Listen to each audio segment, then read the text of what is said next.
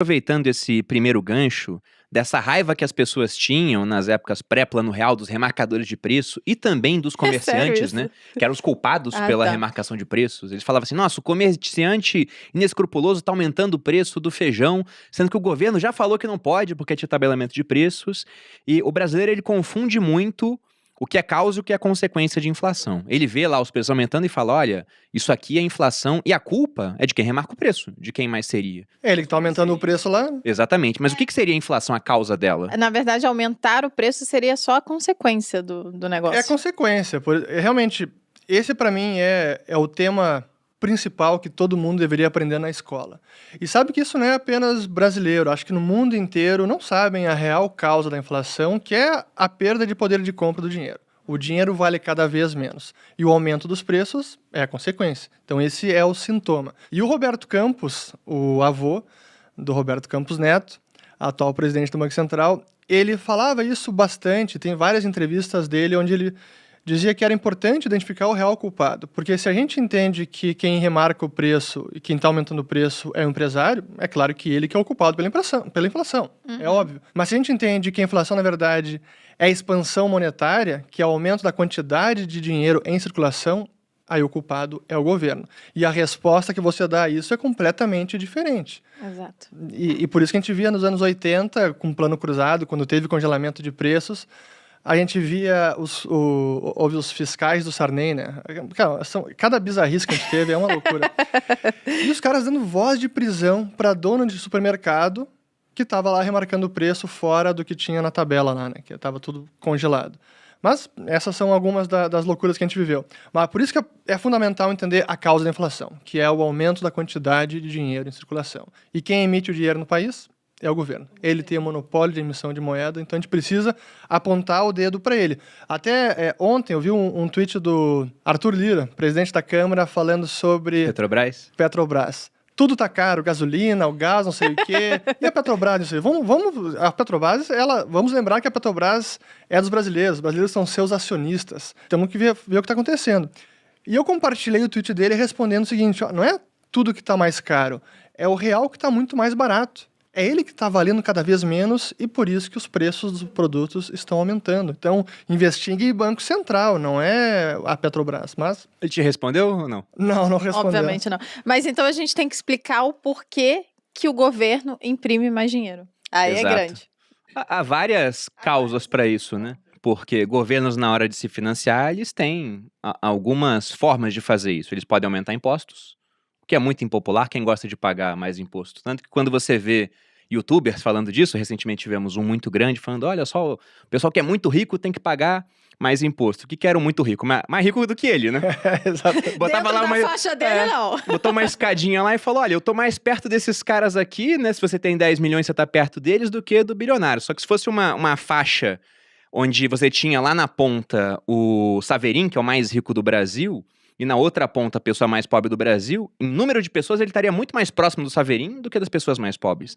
Mas em todo caso, ninguém gosta de mais imposto. Outra maneira é emitir mais dívida. Mas uma hora a dívida fica tão grande que o pessoal acha que não vai ser paga, vai começar a ter uma cobrança de juros maior. E a terceira forma, quase que indolor no começo, seria essa de criar mais dinheiro. É o imposto oculto, né? Porque é muito difícil de identificar. E como as pessoas não entendem que a inflação acaba sendo um imposto, é a forma mais fácil do governo conseguir bancar seus gastos e consegue até responsabilizar os outros pela inflação. Esse que a gente vê os próprios governantes agora, políticos e às vezes até o Banco Central. O vilão da inflação nesse mês é o tomate. Não, porra! É o chuchu. Não, é o próprio Banco Central. É o próprio. Mas a gente vê isso, né? Acho que recentemente também tive uma matéria que eu li do Valor Econômico, e tinha os vilões da inflação nesse ano.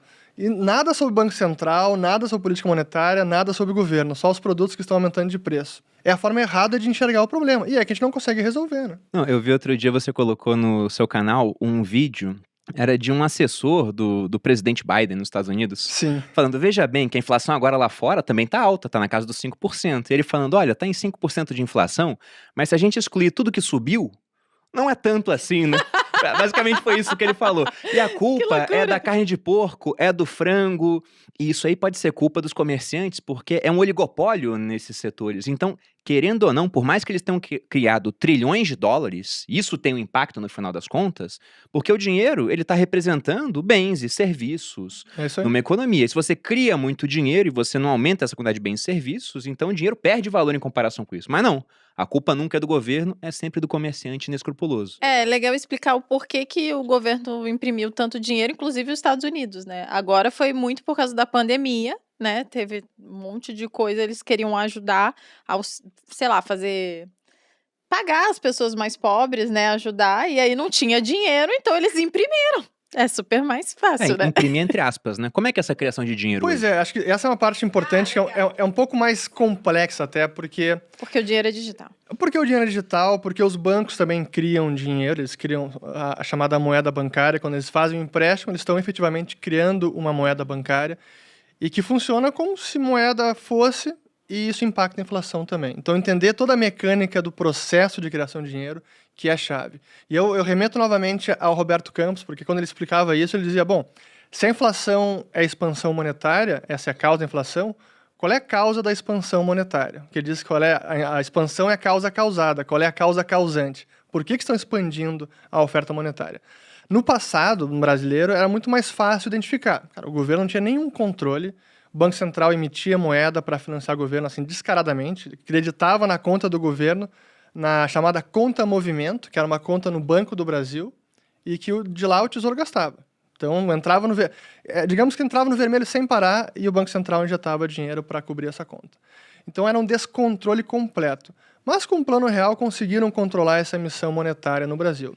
E aí, hoje, quando a gente olha essa expansão monetária, parte é a responsabilidade do governo, pelo déficit fiscal e tudo isso, mas tem parte também que é o próprio processo de expansão de crédito. Os bancos emprestando, e quando o crédito vai crescendo na economia, isso vai aumentando a massa monetária.